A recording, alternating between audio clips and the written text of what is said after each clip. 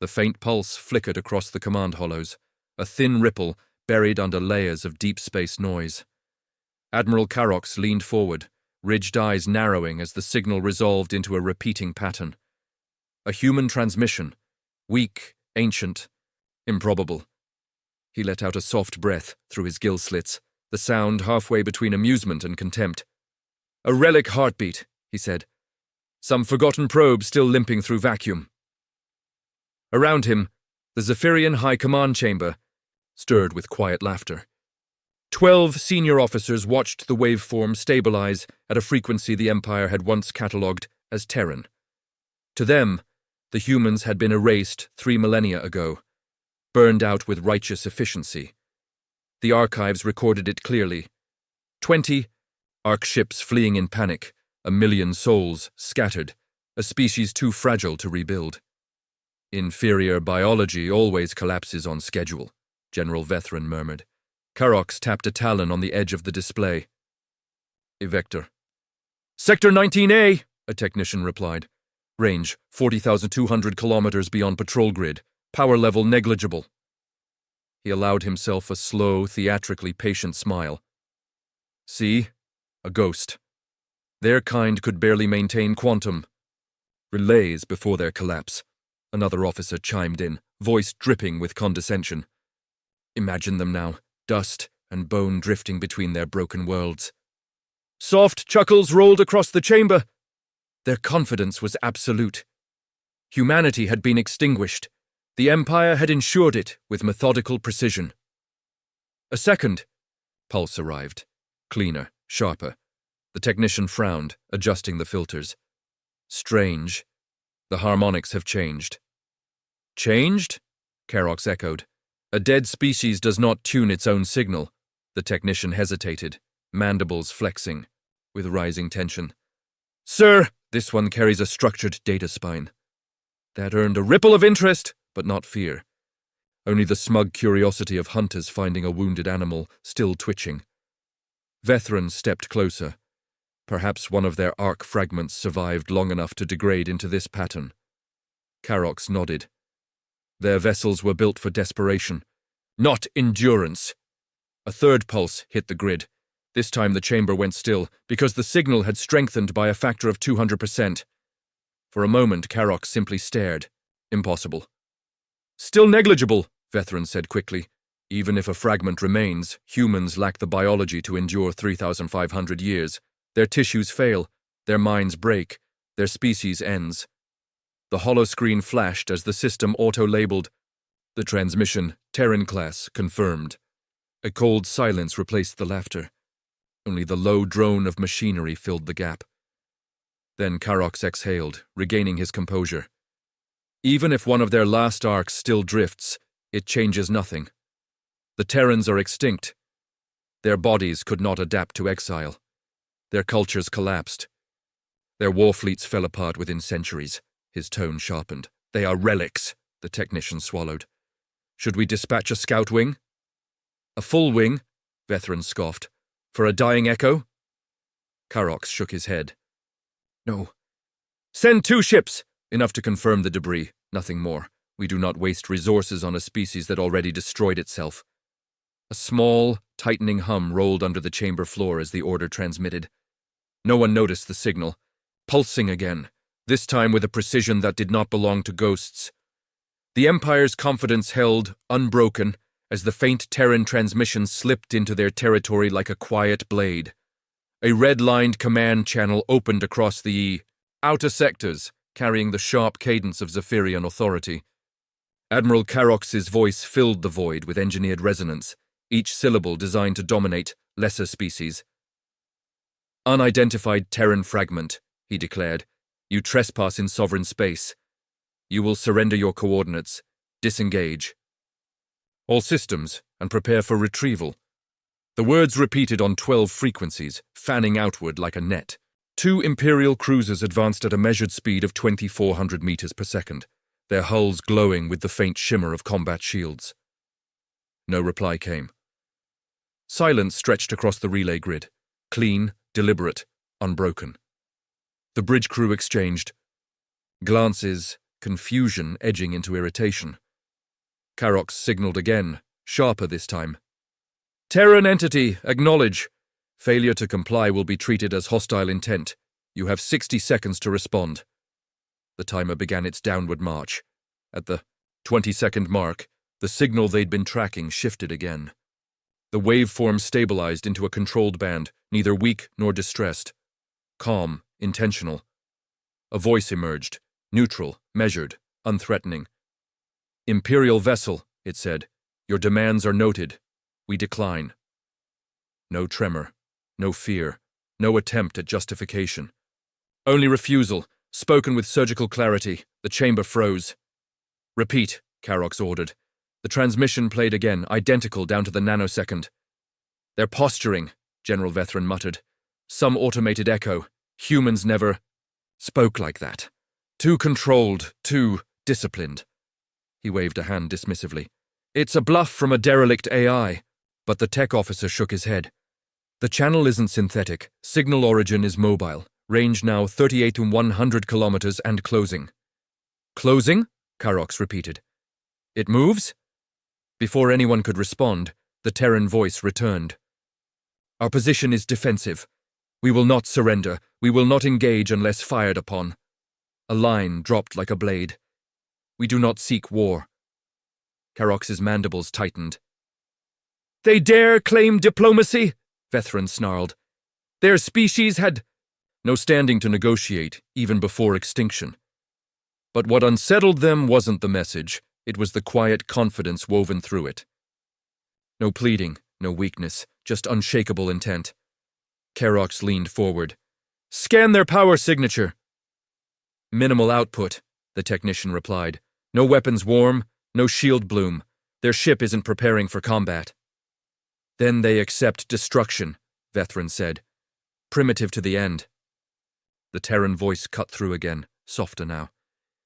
We advise disengagement. This region is unsafe for conflict. We will hold position. One clean sentence followed, standing alone like a warning etched into stone. Consider your next action carefully. Yeah. Bridge fell into an uneasy stillness. Karox could not explain why the words pressed against the room like a rising pressure. A relic should not speak with such certainty. A dying species should not push back. He forced his voice steady. Activate forward rails. Target the coordinates of the signal. Minimal yield. We will end this fiction. The cruisers aligned their firing arcs, automated systems locking onto the Terran signature at 37,000 kilometers. The charge hum began, low and threatening, vibrating through the hull. Still the Terrans did nothing. No retreat, no shield, no maneuver. Only a quiet presence waiting in the dark, its restraint more unsettling than aggression. Karox gave the order. Fire!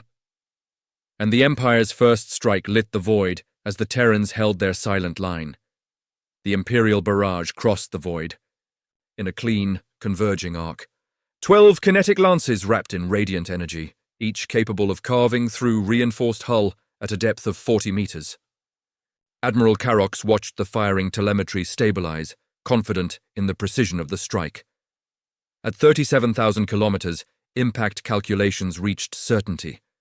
Nothing built by Terrans had ever survived even a fraction of this force.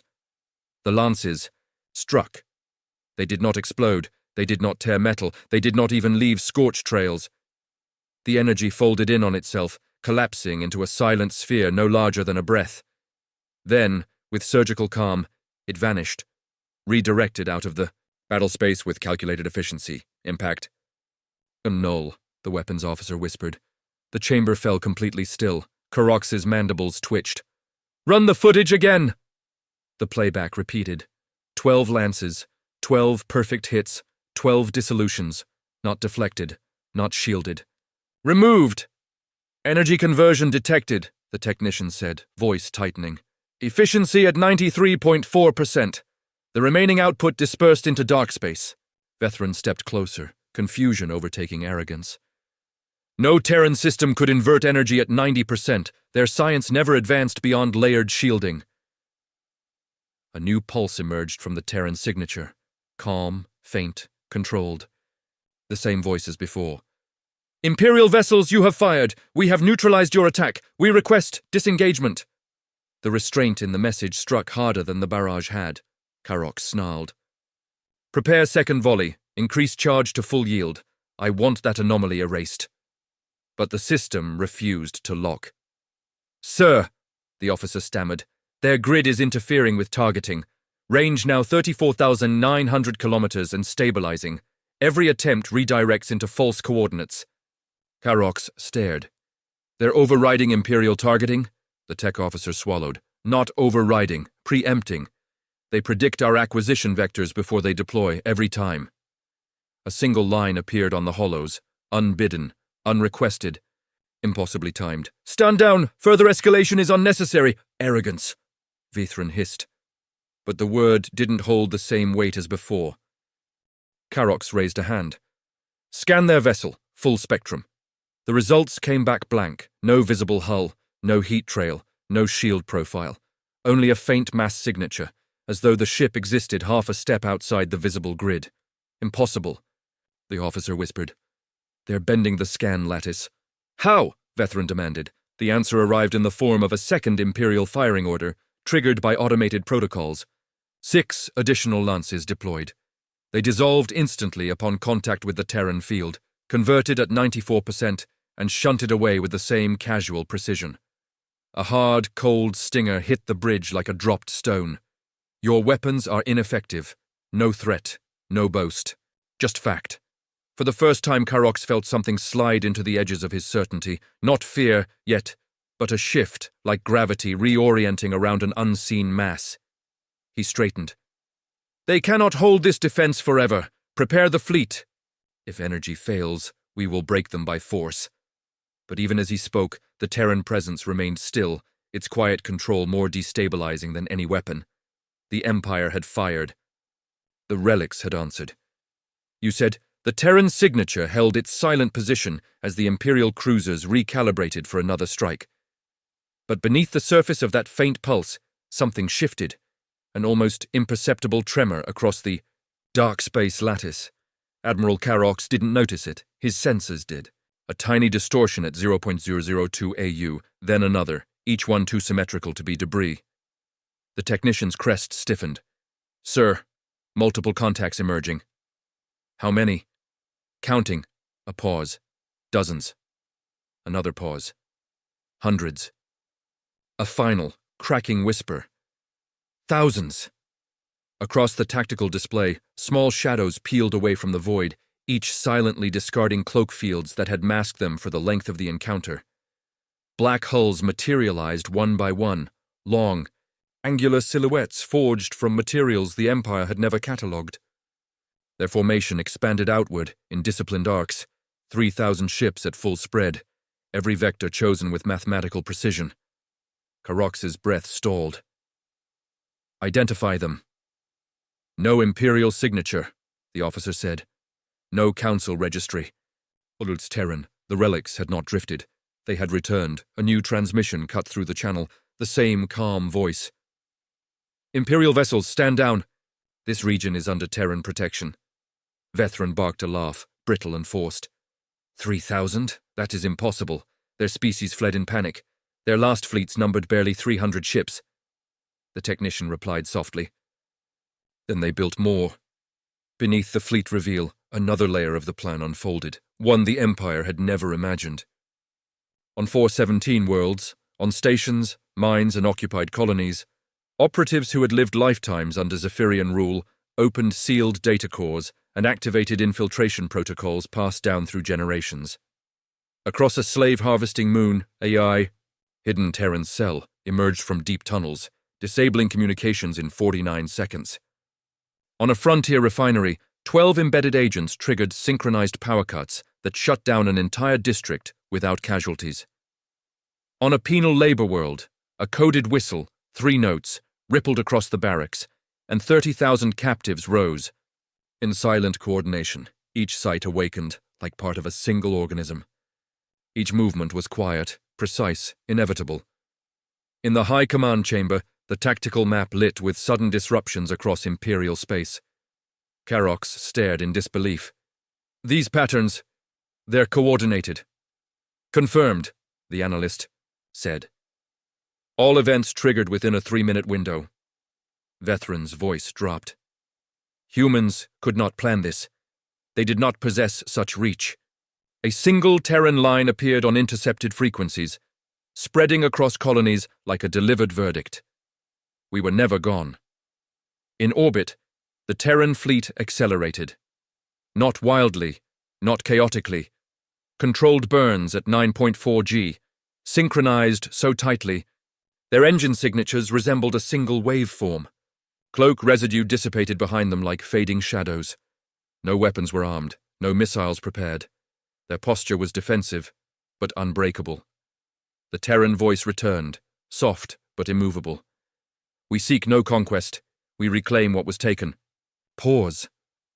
A hum of engines aligning into assault prevention lattices, a presence shaped by exile, by adaptation, by purpose. Imperial vessels, the voice concluded. You stand at the edge of your choices. The exiles had revealed themselves. And the galaxy began to shift around their return. The Imperial reinforcements arrived in a hard-edged wall of metal, 200 warships dropping out of slipstream in a spearhead formation designed for overwhelming force. Their hulls glimmered with the same arrogance that filled their command channels. Admiral Karox felt relief at their arrival. Numbers restored confidence. They cannot withstand 200, he said, no matter their tricks. But the Terran fleet did not flinch. No evasive maneuvers, no charge-up signatures, only silent realignment across a measured 11,000-kilometer arc, each ship locking into a grid that looked less like a battle line and more like an instrument tuning itself. The Terran voice returned. Imperial forces, disengage! You face disabling protocols. No fatalities required. No threat, no fury, just inevitability. Karox snapped, All ships, open fire! 200 vessels launched simultaneous volleys, a storm of kinetic rods and plasma ribbons streaking across the void. The barrage should have filled sensors with impact warnings. Instead, the rods dispersed into filament dust within 0.4 seconds, peeled apart by invisible latticework. Plasma ribbons unraveled into harmless vapor. Then the Terran counterstrike began. Not loud, not violent, just precise. Across the Terran formation, thousands of micro-hatches opened. From each emerged clusters of matte black drones, compact, needle-shaped constructs only 1.8 meters long. They accelerated instantly, breaking 32 grind without visible propulsion, dispersing into clouds of perfect geometry. The Imperial fleet targeted them, but every lock failed. The drones outran sweeps, outmaneuvered rails, and split into thousands more, self-replication at a ratio of 112 every 19 seconds until the void shimmered with a living architecture of motion. The first Imperial ship to fall lost power without noticing. A single drone brushed its hull, slid into an access seam, and released a pulse measured at 0.002 joules. A gentle whisper that shut down primary reactors. The cruiser drifted, intact. Then the next ship failed, and the next. Reactors dimmed. Weapon arrays shut down, engines cooled in synchronized waves. Karox's voice cracked. Identify the attack. Not an attack, the sensor chief whispered. A rewrite. They are erasing our systems without damaging them.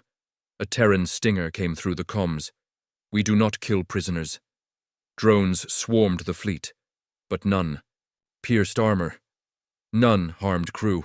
They moved like surgeons, disassembling weapon ports in 3.1 seconds, unbolting rail housings, severing power relays with surgical exactness.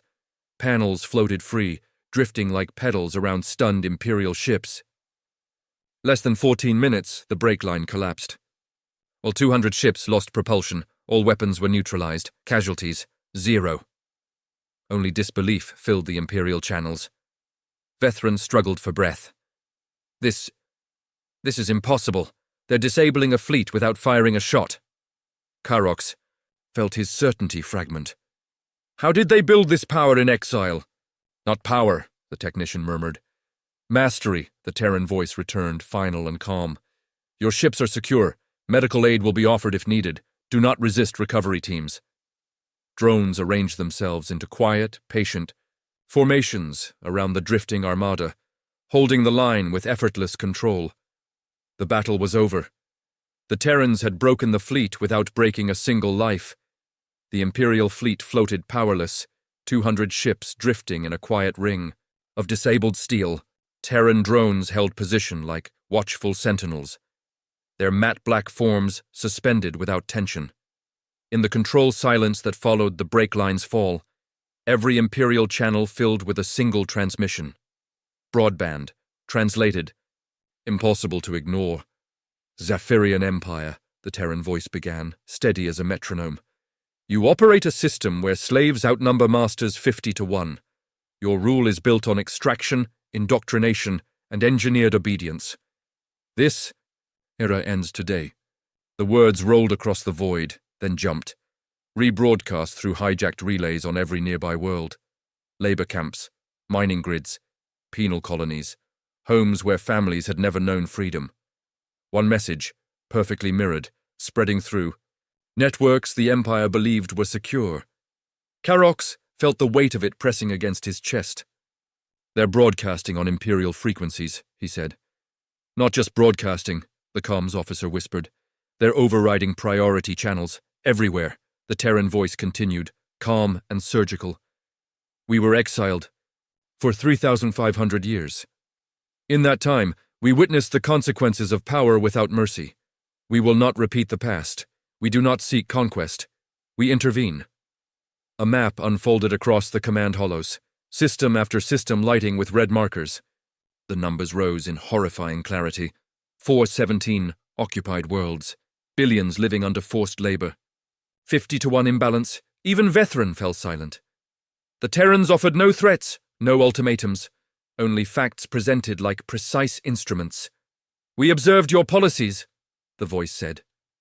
Your cycles of extraction, your methods of discipline. We carry the memory of a world destroyed. A pause, barely perceptible. Earth was one world among thousands you subjugated. You underestimated the promise we made to our dead. Across slave colonies, workers looked up as emergency channels activated. For some, it was the first time in their lives they heard an external voice speak to them directly. You are not forgotten, the Terran broadcast said. Help is coming. The high command chamber, Karox stood rigid. This doctrine, this tone, this unity, Terrans never spoke like this. The analyst flicked through intercepted data. 3,000 synchronized warships. 417 infiltration. Seems 2 centuries of shadow networks. They didn't rebuild power, they rebuilt purpose. A crisp stinger cut through every relay. Justice without vengeance, mercy without weakness. Karox's jaw clenched. They claim moral authority over an empire. They believe they earned it, the technician replied. And perhaps they did. The Terran message shifted, expanding into something larger. A galactic declaration. Our doctrine is simple. No slavery, no forced labor, no genocide, no unprotected prisoners. Any empire built on these pillars will fall. Not by our rage, but by our intervention. The words carried the weight of centuries. They felt colder than weapons. More precise than any strike. Then the final line arrived, steady as gravity itself. We return not as conquerors, but as liberators. Choose your future with clarity. The transmission ended. The silence after it felt heavier than the last 3,500 years. The Terran fleet held its silent formation as a new transmission unfolded, this one carrying none of the warning weight from before. It was history laid bare, delivered with the calm precision of a people who had spent 3,500 years preparing for this moment. Admiral Karox watched the feed overlay across the hollows, each fragment a wound he had never expected to see opened. After Earth's destruction, the Terran voice said, 20 Ark ships carried 1,000 survivors into deep exile. Their trajectories were not random. Each Ark was assigned to a different class of world: ice, volcanic, oceanic, airless, irradiated, and dark space adjacent. Images flickered. Frozen plains where windstorms reached 300 kph, volcanic skylines glowing with rivers of molten rock, ocean worlds whose pressure could crush Imperial hulls in seconds.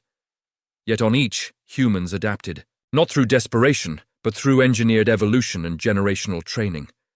These were our evolution worlds, the voice continued. Each settlement specialized in a singular form of survival. Desert world, endurance optimization. Ice world, thermal resilience. Ocean world, depth adaptive physiology. Dark world, sensory amplification. Karox shook his head.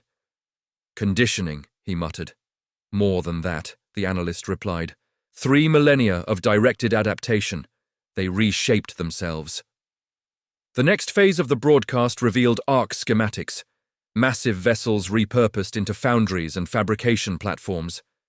Over centuries, each Ark became a city, each city became a shipyard, and those shipyards began building.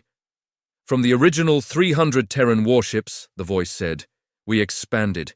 Every century, new designs emerged.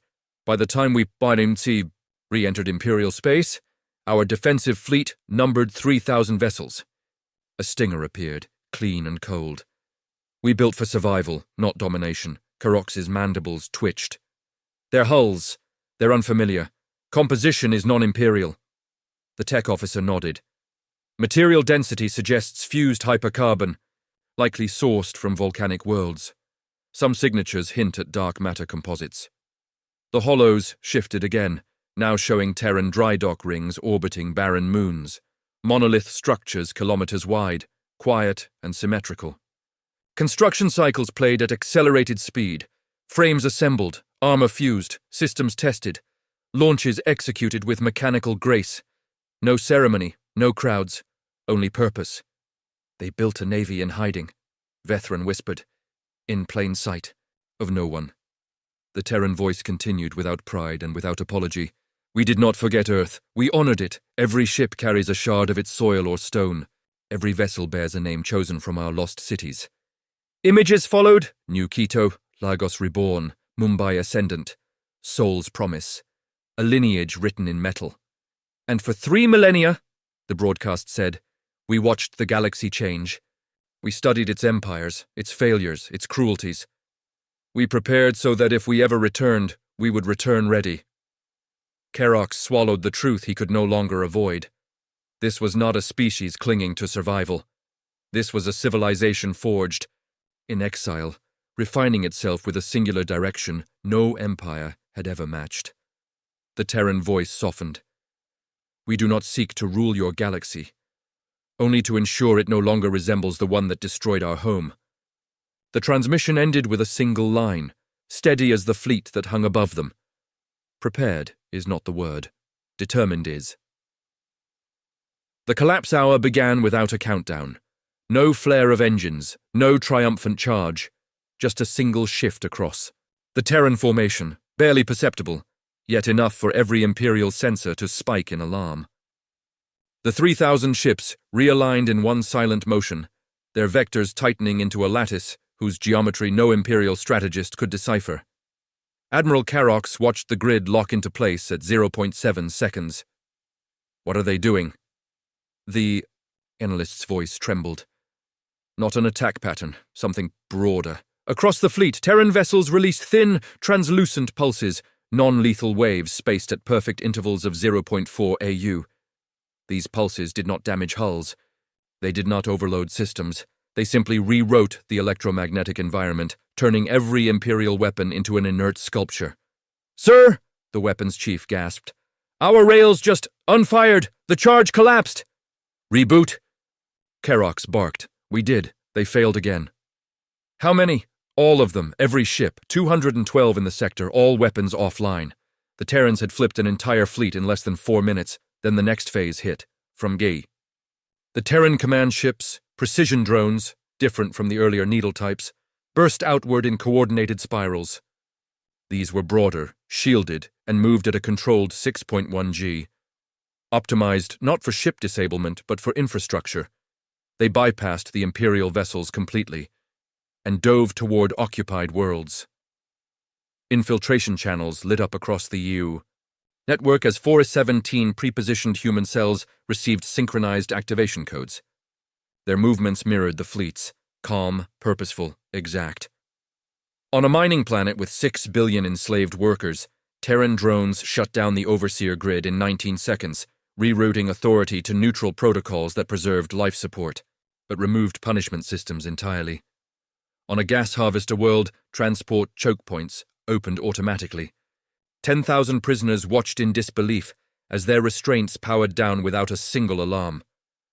On a fortress moon, Imperial commanders tried to broadcast resistance orders, only to discover their commands were overwritten by a unified Terran signal. Stand by. You are no longer under threat. Back in orbit, the Terran fleet performed the final maneuver. They folded into a multi-layered ring formation, each ship aligning to target not Imperial hulls, but Imperial power nodes. The pulses triggered were minuscule, measured at 0.003 joules, yet devastatingly precise, removing military control networks without touching civilian infrastructure. Karox gripped his console. They're dismantling an empire in an hour. A controlled collapse, the analyst whispered. No casualties reported. Not one. A crisp Terran stinger followed. Domination without death. The Empire's most fortified command relays fell silent. Its fleets drifted powerless. Its governors lost authority as their systems surrendered to lockdown sequences that prevented harm but allowed communication. Across 50-to-1 slave worlds, cheers broke out like shockwaves. Crowds surged into open air for the first time without fear of reprisal. The Terran voice returned, steady as ever. Zephyrian Empire, military operations have ceased. No further resistance is possible. We will not harm your civilians. We will not execute your soldiers. Your political apparatus is suspended. Prepare for formal terms. Karox stared at the hollows, the truth undeniable. The hour was over.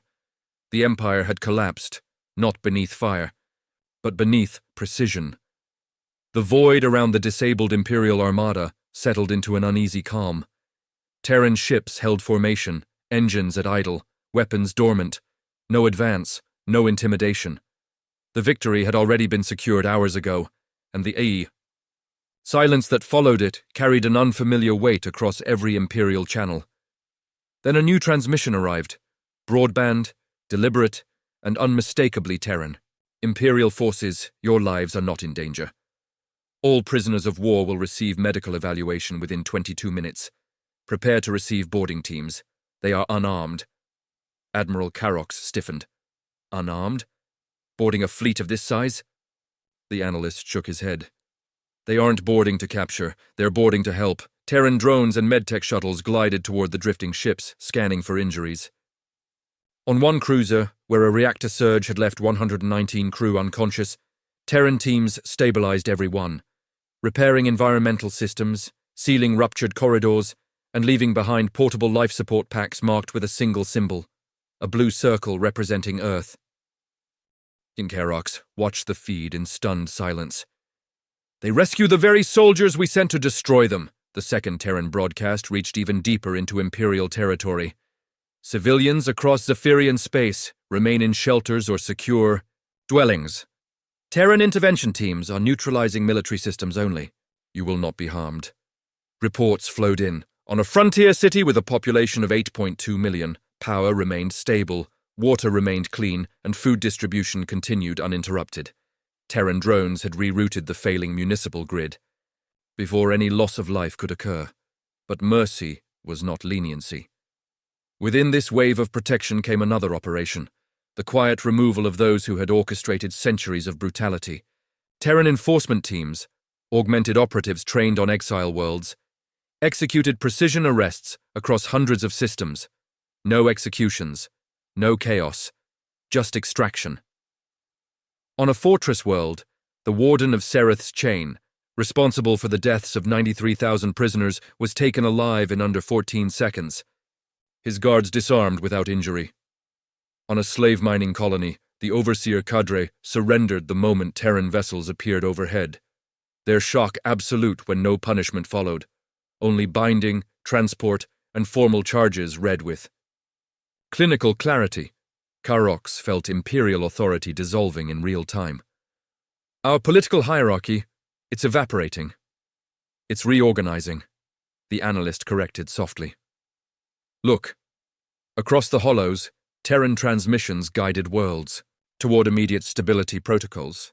Local councils, composed of civilians, freed laborers, and remaining administrative staff, were instructed to form temporary governance cells within 6 hours, with guarantees of Terran oversight to prevent retaliation or power grabs. These are reformation councils, Vethran murmured, disbelief softening into resignation. They mean to rebuild our empire without ruling it. Another Terran statement followed. Zephyrian citizens, you will choose your representatives. You will determine your laws. Terrans will monitor transitional periods only to prevent violence. This is not occupation. This is correction. Kerox exhaled slowly. They strip our military. They preserve our civilians. They arrest the guilty. They leave the innocent standing. And they do it without taking a life, the technician added. A final message closed the broadcast. The era of fear ends. Begin the work of repairing what was broken. The Empire's armies were silent, its ships motionless, its rulers detained. Yet its people lived, because the Terrans chose mercy over conquest. When the last Imperial relay fell quiet, a strange stillness swept across the stars. For the first time in millennia, Zephyrian space had no singular voice, no central command, no throne from which orders flowed. The empire that once ruled 417 worlds with unshakable certainty now hung suspended between collapse and rebirth. Admiral Kerox watched the hollows flicker with a new kind of motion, civilian channels igniting, liberated populations speaking openly, reformation councils forming in clustered bursts of hope and confusion. We have no ruler, he whispered. No emperor, no succession line. A throne with no one left to claim it, the analyst nodded. A vacuum this large will pull at everything around it, and it did. Across the frontier, the first factions emerged within hours. On the industrial worlds of the Inner Belt, Guild E, coalitions signaled their intent to form self-governed technocracies. On agricultural moons, local assemblies declared neutrality, requesting Terran observers to prevent opportunistic militias from rising. On distant station clusters, pirate clans, long suppressed by Imperial force, signaled attempts to seize abandoned armories. The Terrans responded with calm intervention. Zephyrian citizens, the broadcast said, your future will not be shaped by raiders or warlords.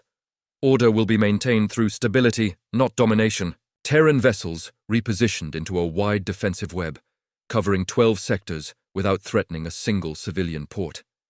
Their presence alone deterred half the emerging conflicts. The other half vanished when Terran drones disabled pirate engines before the first incursions launched. But stabilizing the Empire was only the first ripple. As Terran signals radiated outward on long-range bands, them distant powers awoke, some cautiously, some with interest, and some with fear. A transmission arrived from the Outer Rim Citadel, a polity silent for centuries. Terrans, the message read, your reappearance alters the balance. We seek dialogue. Their drones approached with weapons cold and transponders flashing diplomatic codes. Moments later, another signal chimed in. From the Heliox Enclave, a state the Empire had declared extinct. We detected your collapse hour pulse. If you come in peace, we welcome your presence. If not, we will defend our borders. Their fleet's signature showed over 600 active ships, a surprise even to Kerox. Then came the darkest echo from Sect. Beyond mapped space, beyond even Zephyrian charts, a low-frequency disturbance rippled across the sensor grid. Not a transmission, not language, a pattern, slow, deliberate, ancient. Terran analysts marked it as non-hostile, but its timing was unmistakable. Humanity returned and something had answered. Kerox stood rigid. What is that? The Terran, voice responded, subdued. We do not know. It began 30 seconds after our emergence. It originates outside this galaxy. A crisp line appeared on every Terran vessel, a message shared only once. Observation acknowledged. Origin unknown. Approach vector inbound. For the first time since Earth's destruction, even the Terrans paused. They had liberated an empire. They had reshaped a political order. They had restored justice without conquest. But the throne they toppled had left. A hollow space, and the galaxy, no longer bound by fear, began to move. Humanity stood at the center of it, and the horizon opened.